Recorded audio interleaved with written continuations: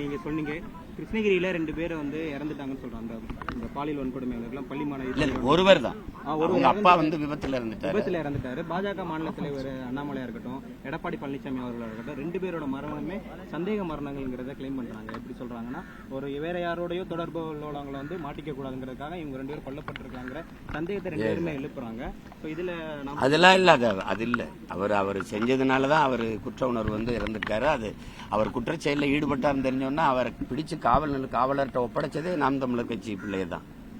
உங்களுக்கு அதுல சந்தேகம் எதுவும் இல்லையா சார்? ஏன்னா விசாரணை போது வந்து வலிக்கு விழுந்ததா அதெல்லாம் தொடர்ந்து ஆம்ஸ்ட்ராங் அவர்கள் கொலை வழக்கிலையுமே ஒரு என்கவுண்டர் பண்ண பிறகு வந்து இதே சந்தேகம் எழுந்துச்சு. வேற யாரு கூட அதை நாங்க எதிர்த்தோம்ல, இதை எதிர்க்கல இல்ல, அதை எதிர்த்தோம். ஏன்னா எவன் உண்மையை சொல்லுவானோ அவனை நீங்க கொண்டு போறீங்க. அந்த மாதிரி இதுல நடந்திருக்க வாய்ப்பு இல்லையா? வாய்ப்பு இல்லை. ஏன்னா அவர் வந்து ரொம்ப முன்னாடி வந்து எனக்கு வருத்த கடிதம் எழுதி நான் சாக போறேன், என்னை மன்னிச்சுக்கிறங்கன்னு எழுதுனது. அதை நான் என் தம்பிகளுக்கு முன்னிறுத்தி என்னன்னு பார்ப்பா, அவனை என்ன பிரச்சனை, அவனை போய் பாருன்னு சொன்னதெல்லாம் இருக்கு.